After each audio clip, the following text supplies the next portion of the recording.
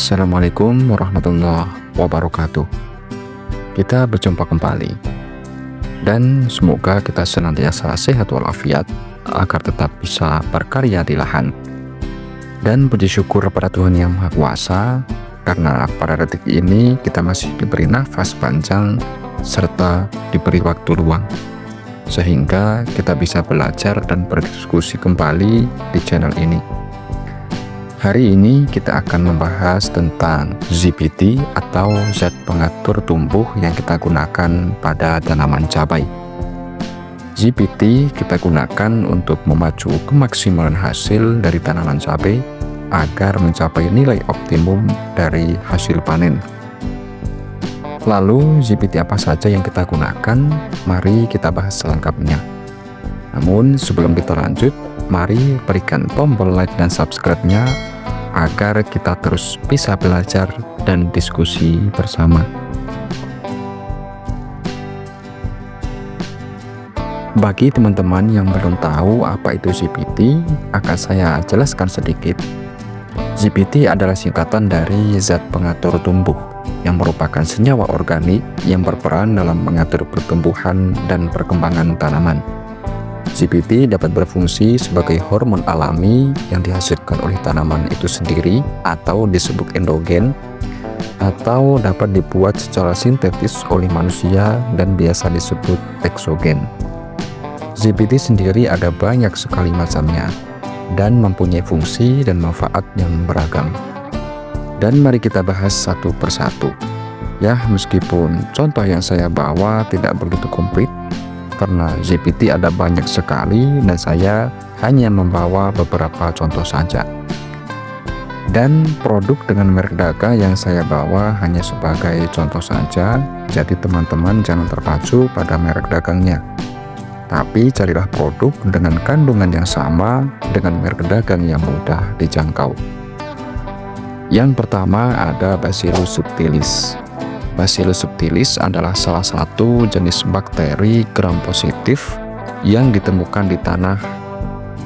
Selain menjadi ZPT, bakteri ini juga berfungsi sebagai biofungisida atau fungisida organik yang memiliki banyak manfaat untuk tanaman. Bacillus subtilis dapat mengendalikan berbagai penyakit tanaman dengan menghancurkan jamur dan bakteri patogen yang merusak tanaman. Bakteri ini juga menghasilkan berbagai senyawa antimikroba yang membantu melawan patogen tanaman. Bacillus subtilis dapat meningkatkan pertumbuhan tanaman dengan meningkatkan ketersediaan nutrisi di tanah dan membantu tanaman menyerap nutrisi dengan lebih baik. Bakteri ini menghasilkan hormon tumbuh seperti auksin dan sitokinin yang membantu dalam pertumbuhan dan perkembangan tanaman. Bacillus subtilis dapat menginduksi ketahanan sistemik pada tanaman, membantu tanaman bertahan terhadap berbagai kondisi stres seperti kekeringan dan penyakit. Bakteri ini membantu meningkatkan struktur tanah dan meningkatkan aerasi dan kapasitas penahanan air. Penggunaan Bacillus subtilis sebagai biofungisida dan bionikulan dapat mengurangi kebutuhan akan pupuk kimia dan pestisida, sehingga lebih ramah lingkungan. Adapun waktu penggunaannya yaitu pada usia 14 dan 28 hari setelah tanam dengan cara dikocor pada lubang tanam. Kemudian selanjutnya ada auksin. Produk yang saya bawa hanya contoh saja, jadi jangan terpacu pada merek dagangnya. Auksin adalah salah satu jenis zat pengatur tumbuh yang memiliki banyak manfaat penting bagi tanaman cabai. Auksin merangsang pertumbuhan akar adventif yang kuat, yang memungkinkan tanaman cabai menyerap lebih banyak air dan nutrisi dari tanah.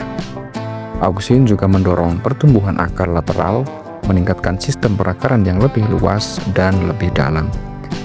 Auksin juga mengatur pertumbuhan tunas. Auksin mempertahankan dominasi apikal yang mengarahkan pertumbuhan tunas utama dan menghambat pertumbuhan tunas samping, membantu tanaman cabai untuk tumbuh lebih tinggi dan lebih lurus. Dengan mengatur pertumbuhan tunas samping, auksin membantu menciptakan struktur tanaman yang lebih seimbang dan teratur. Auksin membantu tanaman cabai menjadi lebih tahan terhadap stres lingkungan seperti kekeringan, salinitas, dan suhu tinggi, karena auksin juga berperan dalam proses penyembuhan luka pada tanaman seperti luka akibat pemangkasan ataupun kerusakan fisik. Dengan aplikasi auksin yang tepat, tanaman cabai dapat tumbuh lebih sehat, kuat, dan juga produktif. Penggunaan auksin dilakukan melalui penyemprotan daun atau aplikasi pada akar tanaman sesuai dengan anjuran dari produk yang kita ambil. Selanjutnya ada gibberellin. Gibberellin adalah salah satu zat pengatur tumbuh atau ZPT yang memiliki banyak manfaat penting bagi tanaman cabai.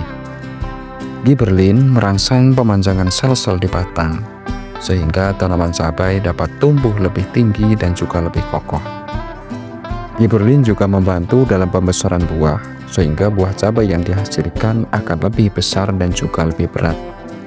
Gibberellin dapat merangsang pembentukan bunga, yang penting untuk meningkatkan produksi buah pada tanaman cabai. Dengan gibberellin, proses pembentukan buah dapat dipercepat, sehingga mempercepat waktu panen. Gibberellin juga meningkatkan sintesis klorofil yang penting untuk fotosintesis dan produksi energi bagi tanaman. Adapun cara aplikasinya bisa melalui penyemprotan daun. Kemudian berikutnya yaitu natrium. Dan contoh produk yang saya bawa yaitu ada Decamon, tapi ini gambarnya sudah mengelupas karena sering digunakan.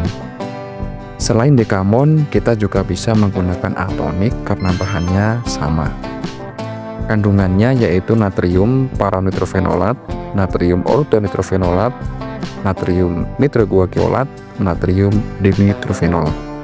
Adapun masing-masing fungsinya, yang pertama natrium paranitrofenolat meningkatkan pertumbuhan akar dan tunas, serta memperkuat struktur batang, membantu tanaman tumbuh lebih cepat dan juga lebih kuat. Yang kedua, natrium ortonitrophenol berfungsi meningkatkan aliran protoplasma sel dan mempercepat kecepatan perakaran tanaman. Juga membantu dalam pembuahan dan pembentukan serbuk sari.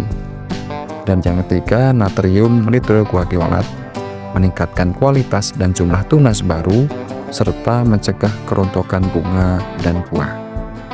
Dan kandungan yang terakhir yaitu natrium dinitrofenol berfungsi meningkatkan ketersediaan energi dalam tanaman yang membantu dalam pembentukan pertumbuhan dan perkembangannya menjadi lebih baik.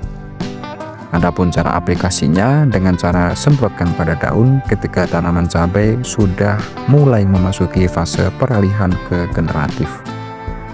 Ya, mungkin cukup sampai di sini kita membahas tentang ZPT untuk tanaman cabai. Sebenarnya masih sangat banyak ZPT yang belum kita bahas. Mungkin kita bahas lagi lain waktu. Jika ada yang ingin ditanyakan, kita bisa diskusi di kolom komentar. Kita berjumpa lagi pada video berikutnya. Wassalamualaikum warahmatullahi wabarakatuh.